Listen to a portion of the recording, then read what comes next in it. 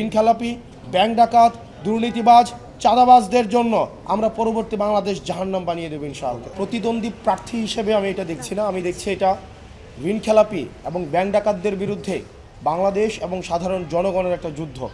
আমি এই যুদ্ধটা শুরু করেছি এবং এটার মধ্য দিয়ে পুরো বাংলাদেশ এটা বার্তা পেয়েছে, যদি আপনি ন্যায়ের পথে থাকেন, আপনি আইনের পথে থাকেন, ব্যাংক ডাকাত এবং ঋণ খেলাপিরা যতই শক্তিশালী হোক না কেন, দিন শেষে বাংলাদেশ এবং জনগণের বিজয় হবে। আপনি দেখেন, একটা মানুষ 130 কোটি টাকারও বেশি হচ্ছে ঋণ খেলাপি। 2004-05 130 কোটি টাকারও বেশি ঋণ নিয়ে সে 2026 সালে এসেছে, সে ঋণ পরিশোধ করে নাই। সে বারবার আপনার হাইকোর্টকে ব্যবহার করে নির্বাচনী বৈতরণী পার হওয়ার চেষ্টা করে। বিষয়টি এমন না যে তার প্রথমবারই প্রার্থিতা বাতিল হয়েছে, সে একই ঘটনার কারণে সে 2008 সালেও নির্বাচন করতে পারেনি।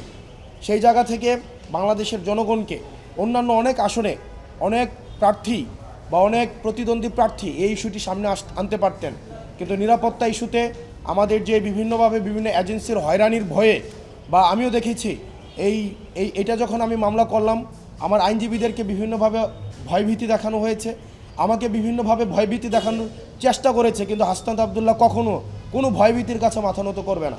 আমাদের এই যে লড়াইটা ছিল, এই লড়াইটা হচ্ছে এই ব্যাংক ডাকাতরা যারা লক্ষ লক্ষ কোটি টাকা বিদেশে পাচার করেছে, দেশের টাকা মেরে দিয়ে যারা জনগণের সেবা করতে আসে শুধুমাত্র নির্বাচনের সিজনে, তাদের কাছে আজকে একটি স্পষ্ট বার্তা গিয়েছে যে বাংলাদেশের জনগণ এখন জেগে উঠেছে, তারা সচেতন হয়েছে। ঋণ খেলাপিরা যতই শক্তিশালী হোক না কেন, তারা আর পার পেতে পারবে না। ইনশাআল্লাহ আমরা বিশ্বাস করি 12 তারিখে জনগণের ভোটে নির্বাচিত হয়ে আমরা ঋণ খেলাপিদের জন্য পরবর্তী বাংলাদেশ জাহান্নাম বানিয়ে দেব। এটা সারা বাংলাদেশের মানুষের বিজয় এবং বাংলাদেশের মানুষের কাছে একটি বার্তা, আপনার পথ যদি ন্যায়ের হয়, পথ যদি আইনগত হয়, পথটা যত লড়াইয়ের হোক না কেন, সংগ্রামীর হোক না কেন, কঠিন হোক না কেন, দিন শেষে আপনার বিজয়ী হবেই। তবে সেক্ষেত্রে আপনাকে ধরে থাকতে হবে। আর আপনারা আমার ওই আসনে আরও 4 জন প্রার্থী রয়েছে এবং আপনি দেখেন, এটা খুব সহজ একটা প্রক্রিয়া। আপনি নির্বাচনে অংশগ্রহণ করতে হলে এটা পরীক্ষার মতো, আপনাকে টেস্টে পাস করতে হবে, আপনার ফর্ম ফিল আপের টাকা দিতে হবে। আপনি টেস্টে পাস না করেন, ফর্ম ফিল আপের টাকা না দেন, আপনার তো পরীক্ষার মধ্যে তো আপনাকে আহ্বান করা হবে না। তো সেই জায়গা থেকে অনেকেই ভাবছে যে ওনাকে হয়তো এটা খুব সিম্পল হয়েছে, উনি 11 বিষয়ে ফেল করেছে, উনি হচ্ছে ফর্ম ফিল আপের টাকা দিতে পারে নাই। আমি শুধুমাত্র এই জিনিসটাই হচ্ছে নির্বাচন কমিশনকে দেখিয়ে দিয়েছি যে উনি টেস্টে ফেল করেছে, ফর্ম ফিল আপ যথাসময়ে করতে পারে নাই। এখন এই কারণে ওনার প্রার্থিতা হচ্ছে আজকে এই যে মহামান্য হাইকোর্টের রায়ে আজকে এই জায়গায় এসে আপিল বিভাগের রায়ে আজকে এই জায়গায় এসে পৌঁছেছে।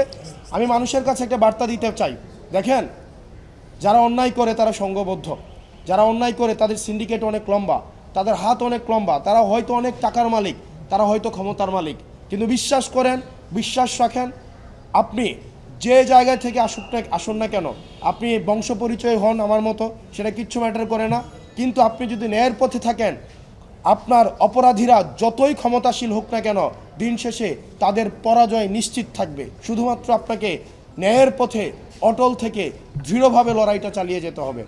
সারা বাংলাদেশের মানুষকে এই আহ্বানটা জানাবো, ঋণ খেলাপি, ব্যাংক ডাকাত, দুর্নীতিবাজ, চাঁদাবাজদের জন্য আমরা পরবর্তী বাংলাদেশ জাহান্নাম বানিয়ে দেব ইনশাআল্লাহ। আমার আইনজীবীরা যারা এই মামলার জন্য পরিশ্রম করেছেন, অনেকে বলেছেন আমি এই অর্থ দিয়ে তাদেরকে আসলে একটা হেয়ারিংয়ের জন্য অনেক পয়সা পাতি নাকি খরচ করতে হয়।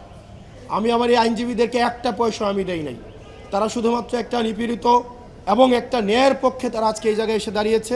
বাংলাদেশে এই আইনজীবীরা যারা এই মামলার পক্ষে ছিল, যারাই ছিলেন, তারা একজনও একটা পয়সা আমাদের কাছ থেকে নেননি। তারা শুধুমাত্র মজলুমের পক্ষে হয়ে জালিমের বিরুদ্ধে তারা লড়াই করে গিয়েছেন বিবেকের তাড়নায়।